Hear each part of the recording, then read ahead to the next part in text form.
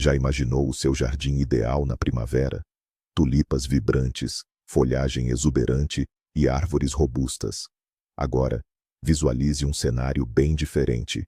Brotos raquíticos, galhos secos e sinais de doenças por toda parte. E se eu lhe disser que o destino do seu jardim de primavera não é selado em março, mas sim agora, em outubro? Hoje, vamos desvendar os erros fatais no cuidado com o jardim no outono. Erros pelos quais você pagará um preço muito alto na primavera. E acredite, alguns deles vão surpreendê-lo. Muitos encaram outubro como o fim da temporada. A colheita está feita, as folhas caem, e a sensação é de que podemos relaxar. Mas na verdade, o jardim não adormece. Ele entra em um modo de preparação crucial para o inverno. É exatamente nesse período de transição que se constrói o alicerce para o futuro crescimento, floração e a saúde geral das suas plantas. Ignorar as tarefas de outubro é como construir uma casa sem alicerces. Na primavera, ela simplesmente desabará. Então, o primeiro erro, e talvez o mais traiçoeiro de todos, é o que chamamos de falsa limpeza. Imagine a cena. Você se dedicou com o ancinho, recolheu cada folha caída. O jardim parece impecável, limpo e bem cuidado. Você olha com orgulho para o resultado do seu trabalho e pensa: agora sim, o jardim está definitivamente pronto para o inverno. Mas é justamente nessa limpeza impecável que se esconde a verdadeira ameaça. Enquanto você se preocupava em recolher as folhas, o que permaneceu no chão? Lá, debaixo da macieira, uma maçã podre e mumificada. No canteiro, a folhagem enegrecida dos tomateiros, e na floreira, restos de phlox atacados por oídio. Você pode pensar que são apenas detalhes, que apodrecerão durante o inverno. Mas na verdade, você deixou uma verdadeira bomba relógio. Cada fruta podre, cada caule doente, não é apenas lixo.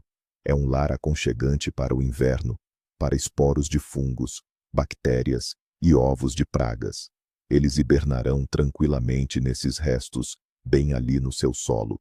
E o que acontecerá na primavera? Com o primeiro calor, toda essa legião despertará, faminta e pronta para atacar suas plantas jovens e delicadas. Você mesmo criou o cenário perfeito para a proliferação delas. Então, na primavera, não se surpreenda com surtos repentinos de sarna, requeima e outras doenças. Você as cultivou com esmero desde o outono, mas há uma outra face da moeda, igualmente prejudicial. Chamemos-lhe o erro do jardim estéril. Isto acontece quando o jardineiro perfeccionista remove absolutamente tudo. Cada folhinha, cada pedacinho de relva é varrido e levado embora. Por baixo das árvores e arbustos, o que resta é uma terra perfeitamente preta e nua. Poderia parecer que isto é a verdadeira pureza, mas na verdade, acabou de cometer um ato de sabotagem contra o seu próprio jardim. Esta camada de folhas saudáveis não é lixo. É um cobertor natural que protege o sistema radicular das plantas do congelamento, especialmente em invernos rigorosos e sem neve. Ao removê-la, deixa as raízes completamente expostas ao frio, tornando as plantas jovens e aquelas com um sistema radicular superficial particularmente vulneráveis. Mas não é só isso. Acabou de roubar, literalmente, a refeição dos habitantes mais importantes do seu jardim, as minhocas e os micro-organismos do solo. São eles que transformam a folhagem em humus precioso, que torna o solo fértil e solto. Sem esta nutrição orgânica, o solo empobrece com o tempo, compacta-se e perde a sua estrutura. Na primavera, vai se perguntar por que é que as plantas se desenvolvem tão mal num solo que parece tão limpo. A resposta é simples. Foi você mesmo que o privou de vida. Em seguida, temos o erro das oportunidades perdidas. Este erro não prejudicará suas árvores, mas garantidamente roubará de você a alegria do primeiro espetáculo primaveril. Na correria das tarefas de outono, muitas vezes pensamos: pronto, a época de plantio acabou, o resto farei na primavera. E é exatamente aqui que cometemos um grande erro. Afinal, outubro é a última chamada, a última chance de plantar bulbos, tulipas, narcisos, açafrões, jacintos. Todos esses símbolos da primavera precisam ser plantados no outono. Eles necessitam vitalmente de um período de dormência no solo frio. Durante esse tempo, eles conseguem desenvolver um sistema radicular robusto e se preparar para o arranque da primavera. Sem esse endurecimento pelo frio, nenhum milagre acontecerá na primavera. E então, imagine, chega abril. Todos os seus vizinhos exibem ilhas vibrantes e exuberantes de flores da primavera, enquanto o seu jardim ainda parece cinzento e adormecido. E você percebe com tristeza que no outono bastaria ter dedicado apenas 1 hora para se presentear com toda essa beleza. Não adie para a primavera o que pode torná-la verdadeiramente mágica.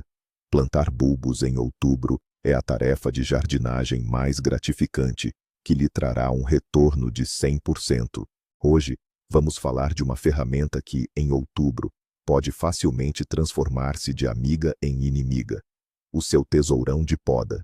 É tentador querer pôr ordem no jardim, dar forma à copa da macieira, ou encurtar aqueles ramos rebeldes da hortênsia ou da roseira. Parece lógico, não é? Preparar a planta para o inverno, livrando-a de tudo o que é extra. Mas esta é, na verdade, uma das falhas mais comuns e perigosas. O que acontece quando se faz uma poda ativa e de formação nesta altura?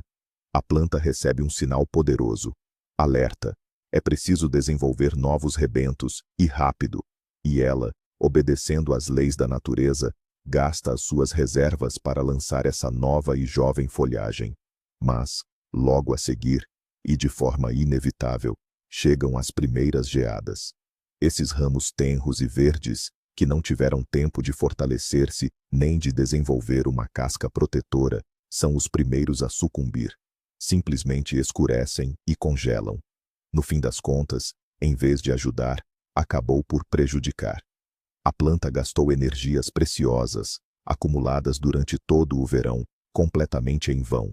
Ela entra no inverno enfraquecida, com feridas abertas pelo gelo que, na primavera, se transformarão em portas de entrada para fungos e doenças. Portanto, lembre-se, em outubro, fazemos apenas a poda sanitária, ou seja, removemos os ramos secos, partidos e visivelmente doentes. Qualquer poda, para embelezamento ou de forma, é um trabalho para a primavera, e as ervas daninhas, como ficam? Esta é, talvez, a armadilha mais sedutora de todas. Você olha para os canteiros, vê dentes de leão, morugens ou trevos já bem desenvolvidos e pensa: para que gastar energia? O frio logo vai chegar, e elas vão morrer de qualquer maneira. Parece lógico, não é? À primeira vista, sim. Mas, na verdade, esta é uma grande cilada em que até jardineiros experientes caem. A questão é que muitas ervas daninhas de outono são verdadeiras mestras da sobrevivência. A sua principal missão, antes de entrar em dormência, não é apenas crescer, mas conseguir gerar descendência. Elas libertam na terra milhares, ou mesmo dezenas de milhares de sementes. Essas sementes possuem uma capacidade de resistência fenomenal. Elas passarão o inverno tranquilamente debaixo da neve, serão naturalmente estratificadas pelo frio, e na primavera, com os primeiros raios de sol, explodirão em crescimento, todas ao mesmo tempo, como um exército coeso, e você não terá apenas algumas ervas daninhas aqui e ali, mas sim um tapete verde denso, que irá sufocar as suas plantas cultivadas, roubando-lhes luz, água e nutrientes vitais. Ou seja, uma única erva daninha deixada em outubro significa uma centena de novas ervas daninhas em maio. Por isso, encontre forças e dê uma última passada no seu terreno com a enxada. Este trabalho vai poupar-lhe semanas de capina exaustiva na primavera. Passemos aos fertilizantes. É aqui que se esconde um erro comum, que chamo de o agressor bem-intencionado. O desejo de ajudar as plantas, de as nutrir antes de um inverno longo e rigoroso, é absolutamente natural. Você vai à loja, Compra um fertilizante completo e espalha-o generosamente sob os arbustos e árvores. Mas o diabo, como sempre, está nos detalhes, mais precisamente na composição. Se o seu fertilizante contém uma grande proporção de azoto, está a fazer um desserviço às suas plantas. O que faz o azoto? Ele é responsável pelo crescimento vigoroso da massa verde, folhas e rebentos jovens. Para a primavera e o verão, é exatamente o que se quer. Mas no outono, está literalmente a gritar para a planta: cresce, vamos lá, deita folhas novas. E a planta obedece, começa a vegetar ativamente, gastando as suas últimas energias num crescimento que é completamente desajustado face à iminência do frio. E depois, chega a primeira geada séria, e toda essa brotação jovem e tenra morre instantaneamente. A planta não só desperdiçou energia em vão, como também não conseguiu preparar-se para as geadas. A sua madeira não amadureceu. No final, ela entra no inverno enfraquecida e despreparada. No outono, as plantas precisam não de azoto, mas sim de potássio e fósforo. Estes ajudam a fortalecer o sistema radicular, aumentam a resistência ao frio e promovem o amadurecimento da madeira. Por isso, leia atentamente a composição na embalagem, para que o seu cuidado não se transforme num problema. Um erro, muitas vezes silencioso, é deixar o solo desprotegido. Depois da colheita, os canteiros ficam vazios, e a grande tentação é simplesmente deixar tudo como está até a primavera. Se o seu solo é leve e arenoso, talvez não seja um erro crítico. Mas se o seu terreno possui um solo pesado, argiloso ou argilo-arenoso, essa inação é uma verdadeira catástrofe. Durante o outono e o inverno, sob a ação das chuvas e do degelo, esse tipo de solo compacta-se, tornando-se uma massa dura como pedra na primavera. Você chegará à horta com as sementes e será quase impossível fincar a pá. As raízes das plantas jovens terão muita dificuldade em penetrar essa armadura e a troca de ar também será comprometida. A solução é revolver o solo no outono, mas não de uma forma simples, e sim de uma forma especial. O solo deve ser revolvido sem quebrar os torrões. Deixe os grandes blocos de terra. Durante o inverno, o gelo, a umidade e o vento farão todo o trabalho por você. A água penetrará nos poros, congelará, expandirá e desintegrará esses torrões por dentro.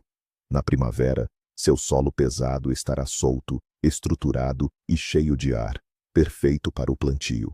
Seguindo em frente, outro erro que destrói as plantas mais bonitas do jardim é ignorar a rega. Parece estranho, não é?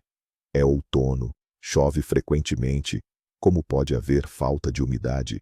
E para a maioria das plantas, é exatamente assim. Mas existe um grupo de risco especial: as coníferas e as plantas sempre verdes. Tuias, abetos, pinheiros, zimbros, rododendros. Ao contrário das folhosas, elas não perdem a sua roupagem e continuam a evaporar umidade através das agulhas e folhas durante todo o inverno, especialmente em dias ensolarados e ventosos. No entanto, suas raízes não conseguem repor os suprimentos de umidade do solo congelado. Ocorre o efeito da seca de inverno. A planta fica no solo gelado e literalmente seca. E aqui vai um erro que podemos chamar de infecção na ponta da pá. Após concluir os trabalhos, frequentemente guardamos as ferramentas no galpão sem qualquer limpeza. A pá fica cheia de terra, a tesoura de poda com restos de folhas e seiva grudados, a enxada com sujeira ressecada. Parece inofensivo. Na primavera a gente lava. Mas isso é um risco enorme. Imagine que você podou um galho atingido por fungos, ou removeu uma planta com raízes doentes. Esporos de doenças e pragas microscópicas ficam na superfície da ferramenta e sobrevivem ao inverno sem problemas no galpão. E na primavera, você pega a mesma tesoura de poda e vai podar uma árvore saudável. Com suas próprias mãos, você inocula a doença nela. O corte é uma ferida aberta e você introduz a infecção diretamente no tecido. O mesmo acontece com a pá. Ao revolver a terra, você espalha a contaminação de uma área doente para outra saudável. Por isso, uma simples regra de higiene pode salvar seu jardim. Depois de trabalhar, sempre limpe as ferramentas, removendo terra e resíduos vegetais. E as ferramentas de corte, como tesouras de poda e serras, devem ser desinfetadas com álcool, clorexidina ou qualquer outro antisséptico. Isso leva apenas 5 minutos, mas o protegerá de grandes problemas na próxima temporada. Agora, vamos falar sobre o tapete verde do seu jardim, o gramado. Aqui costumam se esconder dois erros cruciais. O primeiro é não fazer a última poda. Em outubro, a grama já não cresce tão ativamente, e a tentação é deixá-la em paz. Muitos pensam que deixá-la mais alta para o inverno a manterá mais aquecida. No entanto, isso é um grande engano. Se o gramado for deixado muito alto, acima de 7 a 8 centímetros, algo terrível pode acontecer sob a neve. A camada densa de neve irá pressionar a grama contra o solo, impedindo-a de respirar. Em condições de alta umidade e falta de ar, a grama alta começará a apodrecer e se decompor, tornando-se o ambiente ideal para o desenvolvimento de doenças fúngicas. A mais perigosa delas é o mofo da neve. Na primavera, quando a neve derreter, você verá no seu antes ideal gramado manchas feias, cinzentas ou rosadas de grama morta e emaranhada. Recuperar essas falhas é uma tarefa demorada e trabalhosa. Por isso, dependendo das condições climáticas, certifique-se de fazer a última poda, deixando a grama com aproximadamente 5 centímetros de altura. Esta é a altura ideal para que o gramado passe bem o inverno. Berbeda dengan tanaman gugur daun, mereka tidak menanggalkan pakaiannya dan terus menguapkan kelembapan melalui jarum daun dan daunnya sepanjang musim dingin, terutama pada hari-hari cerah dan berangin. Namun, akar mereka tidak dapat mengisi kembali cadangan air dari tanah yang beku. Akibatnya, terjadilah efek kekeringan musim dingin. Tanaman berdiri di tanah yang membeku dan secara harfiah mengering. Inilah mengapa di musim semi kita sering melihat tanaman tuja yang menguning dan terlihat seperti terbakar. Orang mengira mereka membeku, padahal sebenarnya mereka kekeringan. Untuk mencegah hal ini, pada bulan Oktober, terutama jika musim gugur kering, penting untuk melakukan penyiraman yang melimpah untuk mengisi cadangan kelembapan. Anda perlu menyiramkan beberapa ember air ke setiap tanaman hingga tanah basah sedalam 50-60 cm. Ini akan menciptakan cadangan air yang cukup bagi mereka sepanjang musim dingin. A segunda falha grave, logo de cara, quando se trata do seu gramado, é simplesmente deixar as folhas caídas acumularem-se. Muitos podem pensar: é matéria orgânica, vai se decompor e virar adubo. Para uma horta, até pode ser útil, mas para o seu gramado, é uma condenação. Um cobertor denso e úmido de folhas amontoadas funciona como uma compressa, bloqueando totalmente o acesso de luz e ar à grama. Por baixo dessa camada, cria-se um verdadeiro microclima de estufa, escuro, úmido e quente. É o ambiente ideal para o desenvolvimento daqueles fungos e bolores de que já falamos. A grama debaixo das folhas não consegue respirar, apodrece e acaba morrendo. Na primavera, quando finalmente remover essa massa apodrecida, em vez de encontrar uma relva verde e viçosa, irá deparar-se com manchas amareladas, secas e sem vida. Além disso, essa camada de folhas serve como um abrigo perfeito para lesmas e outras pragas durante o inverno. Por isso, não se deixe levar pela preguiça. Pelo menos uma vez por semana, passe um ancinho de folhas no gramado e remova toda a folhagem. O seu gramado vai agradecer-lhe com uma cor verde vibrante e saudável na próxima primavera. E as folhas recolhidas, se estiverem saudáveis, podem ir para a compostagem. Lá, sim, terão muito mais utilidade.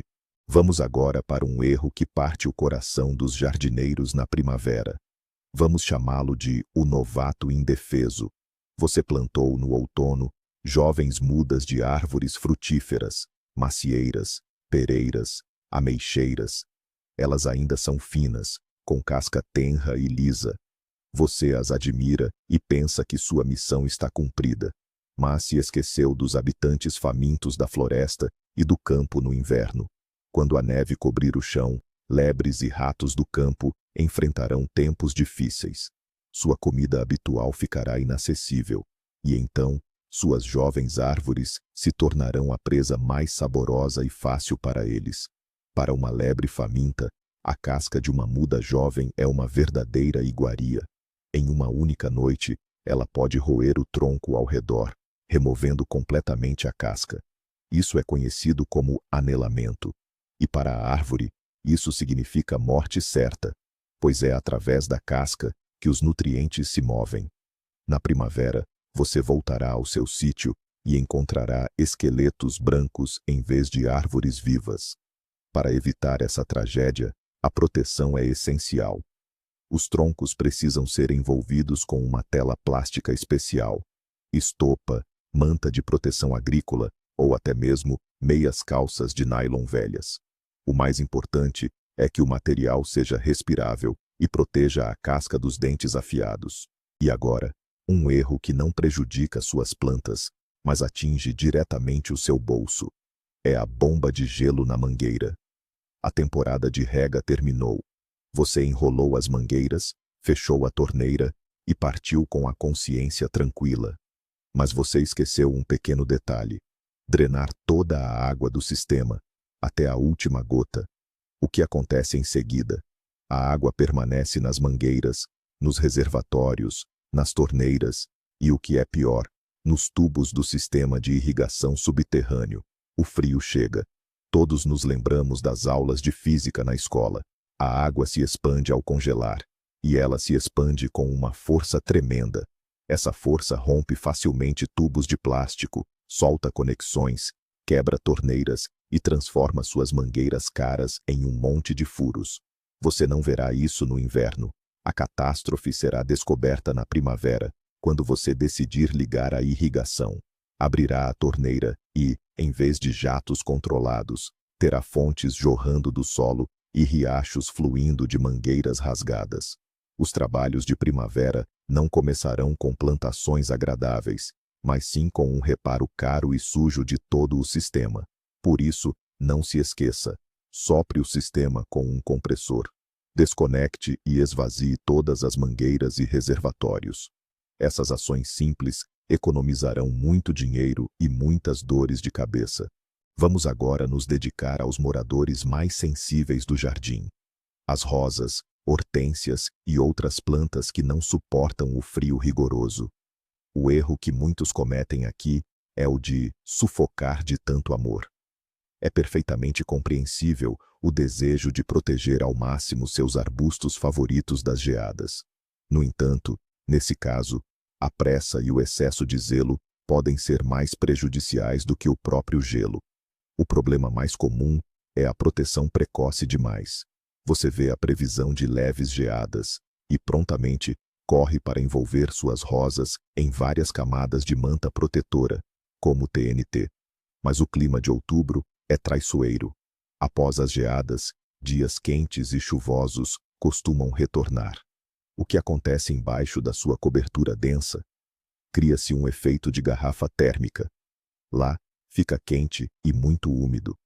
Nessas condições, a planta não se prepara para o inverno. Pelo contrário, continua a vegetar, e seus brotos podem até começar a desenvolver-se. Mas, o mais importante, isso cria um ambiente ideal para o desenvolvimento de infecções fúngicas e mofo. Sob esse cobertor, a planta começa a apodrecer por excesso de umidade e calor. Sua casca e brotos escurecem e se decompõem. Na primavera, ao remover a cobertura, você espera encontrar um arbusto vibrante, mas se depara com galhos enegrecidos e podres. O momento certo para cobrir é com o início de temperaturas negativas estáveis, quando o solo já estiver ligeiramente congelado, e a cobertura em si deve ser respirável, permitindo a ventilação. Mas há um erro que muitos consideram meramente estético, mas que na verdade tem uma enorme importância prática. Trata-se da negligência em pintar os troncos das árvores no outono. A maioria dos jardineiros pinta-os na primavera, em abril, para que fiquem bonitos para as festividades de maio. E isso, claro, não é de todo mal. No entanto, a sua principal função protetora, essa pintura, é cumprida precisamente no inverno, ou mais especificamente, no final do inverno. Imagine, por exemplo, fevereiro ou o início de março. Durante o dia, um sol brilhante e já quase primaveril aquece. A casca escura das árvores, exposta ao sol, atinge temperaturas positivas e pode até mesmo começar a circulação da seiva. Mas à noite, uma forte geada a ataca. Os tecidos vivos da casca, repletos de umidade, congelam subitamente. O gelo rompe as células e formam-se na casca fissuras profundas, conhecidas como fendilhas de geada. Além disso, na divisa entre a neve branca e o tronco escuro, surge uma enorme variação de temperatura que pode causar queimaduras solares. A cor branca da pintura reflete os raios solares e evita que o tronco sobreaqueça durante o dia. Isto atenua as variações diárias de temperatura e protege a casca de danos. E uma casca saudável é a chave para a saúde de toda a árvore. Por isso, as árvores devem ser pintadas não na primavera, para embelezar, mas sim em outubro, novembro, para proteger. Agora, vamos espreitar o santuário de todo jardineiro. A pilha de compostagem. É aqui que reside um erro comum, que podemos chamar de sabotagem da compostagem. Você recolhe restos de plantas para transformá-los em um valioso fertilizante. E isso está absolutamente certo. Mas o que exatamente você joga lá? Imagine, você arranca a rama de tomateiros atacados por requeima, corta galhos de macieira com sinais de sarna, ou capina ervas daninhas que já espalharam sementes. E para onde vai tudo isso? Exatamente, para a pilha comum. Você pode pensar que durante o inverno e o verão, tudo isso vai se decompor, e todos os patógenos morrerão. Infelizmente, não é bem assim. Os esporos de muitas doenças fúngicas são incrivelmente resistentes. Eles prosperam no composto e alguns até se multiplicam. No final, você estará preparando, com as suas próprias mãos, não um substrato fértil, mas uma verdadeira bomba biológica.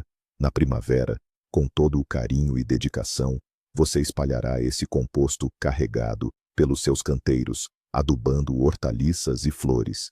E então se perguntará por que, apesar de todos os seus esforços, as plantas ficam doentes desde o início da estação. Lembre-se da regra de ouro. Apenas restos de plantas saudáveis devem ser adicionados ao composto. Todas as plantas doentes e galhos afetados devem ser queimados ou removidos do seu terreno. Observe atentamente as suas árvores de fruto e arbustos de bagas. Vê aqueles frutos secos, murchos e enrugados que ainda pendem dos ramos, mesmo após a apanha? Parecem pequenas múmias. O erro está em deixá-los lá durante o inverno. Pode parecer que são apenas algumas bagas ou ameixas esquecidas, que mal podem fazer. Contudo, cada fruto mumificado não é um simples resto desidratado. É um verdadeiro foco de infecção, na maioria das vezes, podridão parda ou monilíase. Dentro desse fruto, como num bunker seguro, os esporos do fungo hibernam, protegidos do frio e das intempéries. Na primavera, com o primeiro calor e a umidade, esses esporos ativam-se e espalham-se por todo o pomar, infectando as jovens flores e os frutos em formação. O resultado é um novo surto da doença, ainda mais forte, na época seguinte. Apenas um único fruto podre deixado para trás é capaz de infectar dezenas, ou mesmo centenas, de futuras maçãs ou cerejas. Por isso, não hesite. Percorra o seu pomar com uma tesoura de poda ou uma vara e remova todos os frutos secos, sem exceção. Devem ser recolhidos e, obrigatoriamente, queimados para eliminar a fonte de contaminação de uma vez por todas. E sobre a estufa? O que fazer depois da colheita? Depois de colher o último tomate e pimentão, muita gente simplesmente tranca a porta e esquece da estufa até a próxima primavera. Isso é um grande erro. É como deixar a casa arrumada e quentinha para o inimigo. A estufa é um ambiente fechado que oferece um microclima perfeito, não só para as plantas que você cultiva, mas também para pragas e doenças. O ácaro-aranha, a mosca branca e os esporos de doenças como a requeima e o cladosporiose, todos eles simplesmente amam as condições da estufa. Quando você simplesmente fecha a estufa, você está, na verdade, deixando todo esse exército de vilões passar o inverno nas condições mais confortáveis possíveis. Eles vão hibernar perfeitamente bem, no solo, nos restos de plantas, nas frestas da estrutura e até mesmo na superfície do policarbonato. Na primavera, assim que o sol começar a aquecer, eles vão despertar nesse lar aconchegante e já estarão prontos para atacar suas primeiras e mais delicadas mudas. Para evitar que isso aconteça, a limpeza e o tratamento da estufa no outono são simplesmente essenciais. É preciso remover absolutamente todos os restos de plantas, lavar a estrutura e o revestimento com uma solução desinfetante e, idealmente, remover a camada superior do solo ou tratá-lo com produtos específicos. Sim, pode parecer trabalhoso, mas é a garantia de uma colheita saudável e abundante no próximo ano. O penúltimo erro da nossa lista diz respeito ao que está literalmente debaixo dos seus pés. A área em volta da base dos troncos de árvores e arbustos. Frequentemente, esta zona é a que recebe menos atenção.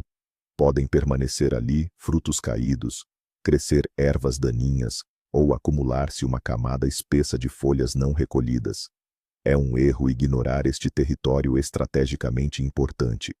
Mas por que esta zona é tão crucial? Porque é precisamente aqui que, no solo solto e sob a cobertura dos restos vegetais, as pragas mais prejudiciais do jardim se instalam para hibernar. Gorgulhos, moscas da serra, larvas da traça da maçã, pupas da mosca da cereja, todos eles encontram aqui o esconderijo perfeito. Eles enterram-se a pouca profundidade e aguardam tranquilamente o frio, bem junto às raízes da sua futura fonte de alimento. Na primavera, eles nem precisam voar ou rastejar muito longe. Acordam e começam imediatamente a subir pelo tronco para depositar os seus ovos nos brotos e frutos jovens. Para evitar que isso aconteça, a área em volta dos troncos deve ser cuidadosamente limpa de todos os restos vegetais e de forma superficial e com muito cuidado, revolvida. Este procedimento simples exporá as pragas hibernantes à superfície, onde serão eliminadas pelas primeiras geadas e pelos pássaros.